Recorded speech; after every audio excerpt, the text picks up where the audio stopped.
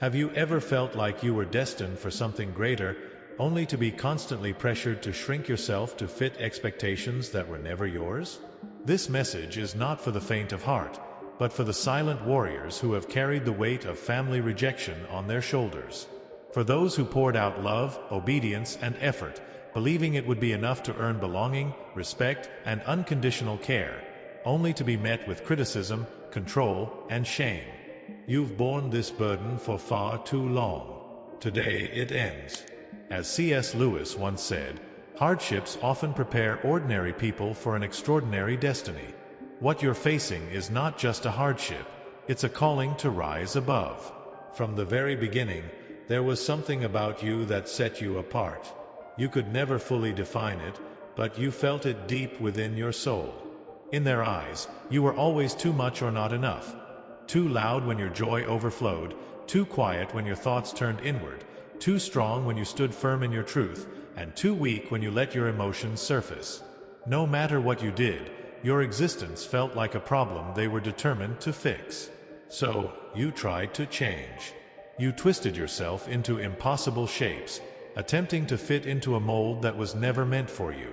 You softened your voice, adjusted your words, even altered how you moved through the world, hoping that if you tried just a little harder, peace and love would follow. But no matter how much of yourself you gave up, it was never enough. Their approval remained out of reach, the goalposts constantly shifting. And that's when the shame crept in, a quiet yet relentless voice whispering that they might be right. You began to believe their words, questioning your worth, your identity, and even your purpose. Anxiety became your constant shadow, self-doubt your sharpest critic. In your darkest hours, the pain turned inward.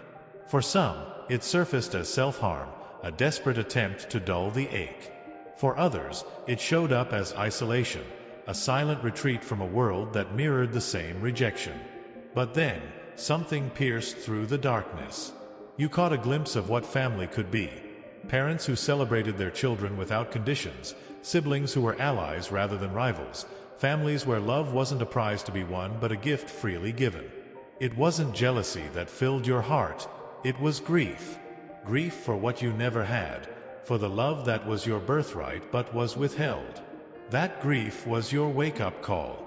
And with that came the truth. It was never you. You were never the problem. You were the scapegoat, the one they used to project their insecurities, their failures, their unresolved pain. Your light wasn't invisible. It was threatening. It exposed their shadows, and instead of celebrating your brilliance, they tried to dim it.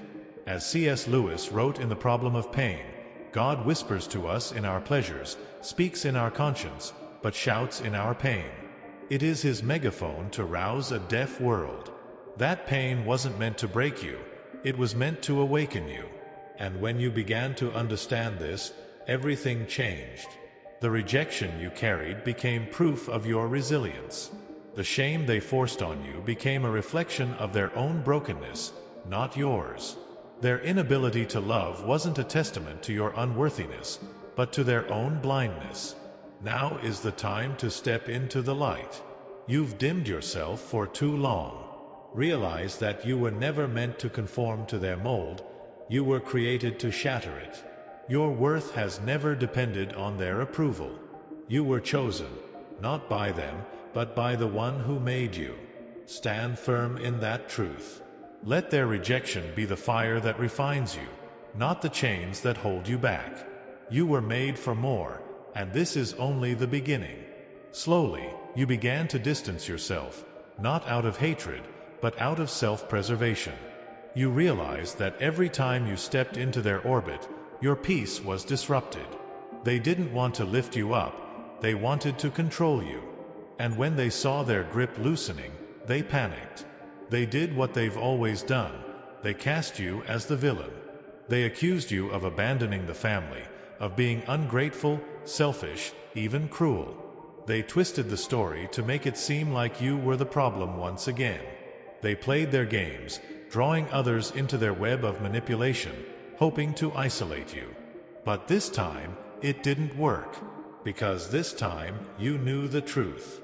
Yes, there are times when their words cut deeply, times when their accusations reopen old wounds, times when you find yourself questioning whether you've made the right choice. In those moments, you must hold on to this unshakable truth. God sees your heart.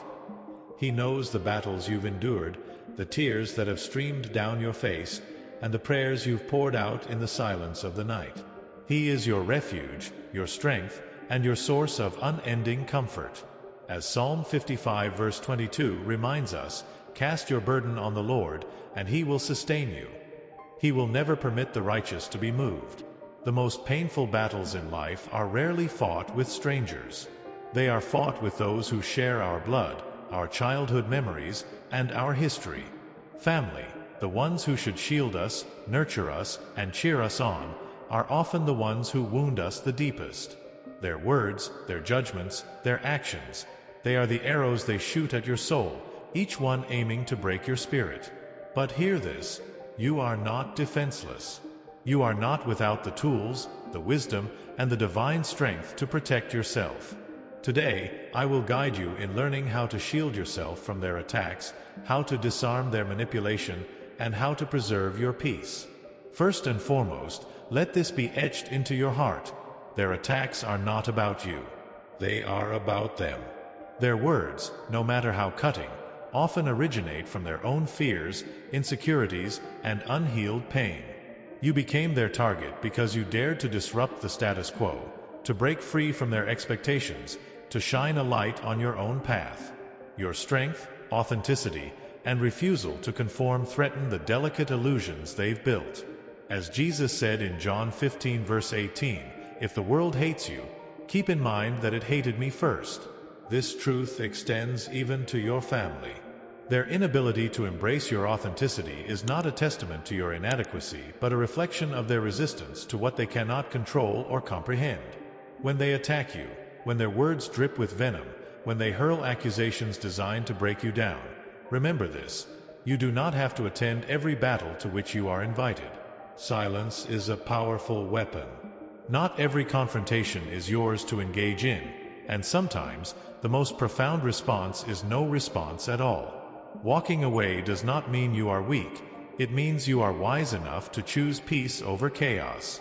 Understand that guilt is one of their strongest weapons. They will try to make you feel as though you are selfish for setting boundaries, ungrateful for seeking peace, or cruel for walking away from toxic patterns. But know this: boundaries are not walls to shut people out, they are gates to protect your heart. Proverbs 4 verse 23 tells us, above all else, guard your heart, for everything you do flows from it. Setting boundaries is not a sin, it is an act of self-preservation and wisdom. When their manipulation comes disguised as concern, when they twist your actions to make you feel as though you are the villain, stand firm in your truth. Remember who you are. Their narrative does not define you. They may accuse you of abandoning the family or paint you as unloving, but the reality is this: walking away from dysfunction is not abandonment, it is survival. Choosing your mental and emotional health is not selfish, it is necessary. Arm yourself with discernment. When they use guilt, accusations, or manipulation, recognize their tactics for what they are: attempts to regain control. Their need to control you stems from their fear of losing the version of you that fit neatly into their expectations. But you are no longer that person. You have outgrown the box they tried to keep you in. And while they may resist, criticize, or even resent your growth, know this: growth is not rebellion, it is liberation. Lean into God's promises when the battle feels overwhelming. He has equipped you with everything you need to stand firm. Ephesians 6 verse 13 reminds us, therefore take up the whole armor of God, that you may be able to withstand in the evil day, and having done all, to stand firm. His armor is your strength, truth, righteousness, faith, salvation, and His word. Let these be your shield against their words and actions. Finally, know that forgiveness does not mean reconciliation. Forgiveness is releasing the burden of their wrongdoings so it no longer poisons your heart. Reconciliation, however, requires genuine change and effort from both sides. It is okay to forgive someone and still keep your distance. Protecting your peace is not a betrayal of love, it is an act of self-respect. In the moments when doubt creeps in, when their words echo in your mind, and you wonder if you are doing the right thing, remember this: you are walking the path God has called you to. He knows your heart. He knows your pain. He sees your strength. You are not alone, and you are never abandoned. Stand firm in the truth that you are chosen, loved, and worthy of peace. You were not created to live in the shadow of their expectations. You were created to walk in the light of His purpose for you. The journey of healing from family rejection is not for the faint of heart. It's a road walked by warriors, those who carry courage in their hearts and resilience in their souls, those who refuse to let the wounds of their past dictate the trajectory of their future. It takes unyielding strength to face the pain, to confront the scars left by those who should have loved you most, and to rise above it all. But take heart, for even in the darkest valleys, you are never alone. Proverbs 17 verse 28 tells us, "Even fools are thought wise if they keep silent, and discerning if they hold their tongues." In many cases, silence is not just your shield, it's your power. It denies them the satisfaction of a reaction and keeps you in control of your heart, your words, and your spirit. But what do you do when silence isn't enough? When their words demand a response, when they push and provoke, and walking away isn't an option? This is when wisdom becomes your armor, prayer becomes your weapon, and grace becomes your strategy. When you are called to respond, let calmness and clarity guide your words. Refuse to match their chaos or be drawn into their emotional traps. Speak truth with grace, disarming their attacks without compromising your dignity. Say, "I hear your concerns, but I am choosing to make decisions that align with my peace and purpose." This simple yet firm statement does two things. It acknowledges their words without validating their control over your life, and it establishes that your choices are grounded in something far greater than their approval: God's calling for you. When accusations come, claims that you are selfish, ungrateful, or even cruel, respond with truth, wrapped in compassion. Say, "I care deeply about this family, but I cannot sacrifice my well-being to meet expectations that were never meant for me. My boundaries are not rejection. They are an act of love for myself and for what God has placed in my life." These words are powerful because they are rooted in both love and truth. They set a boundary while leaving no room for their narrative to twist your intentions. Boundaries are essential in this journey. Firm, clear, unshakable boundaries. They are not walls to shut others out, but gates to protect your peace and purpose. You must teach others how to treat you by defining what is and is not acceptable. Say, "I will not participate in conversations that are disrespectful or demeaning. If this continues, I will remove myself." And most importantly, follow through. Consistency in your boundaries shows them that your well-being is non-negotiable, and it forces them to confront the consequences of their actions. Understand, too, that their attacks will not always be direct. Often, they come as subtle digs, passive-aggressive remarks, or guilt-laden manipulations. These can be as harmful as overt hostility, but you must guard your heart against them. Counter these moments with Scripture. Declare over yourself what Isaiah 54 verse 17 promises: "No weapon formed against you shall prosper." Not their words, not their manipulation, not their judgment. This is your shield and battle cry. Every time their attempts to break you surface, remember that God has already secured your victory. And never underestimate the power of prayer. Prayer is not just a spiritual act, it is your lifeline, your fortress, and your ultimate source of strength. Pray not only for your own healing but also for them, for their hearts to be softened and their minds to be renewed. Say, "Lord, I release their words and actions to you. Transform their hearts, and protect mine from bitterness." Praying for them doesn't mean excusing their behavior. It means choosing freedom from the weight of anger and resentment. There will be moments when their words awaken the child in you, the child who longed for unconditional love, the child who still craves their approval. In those moments, remind yourself of an eternal truth. You are already loved, fully and completely, by the one who matters most. Psalm 139 verses 13 to 14 proclaims, "For you created my inmost being.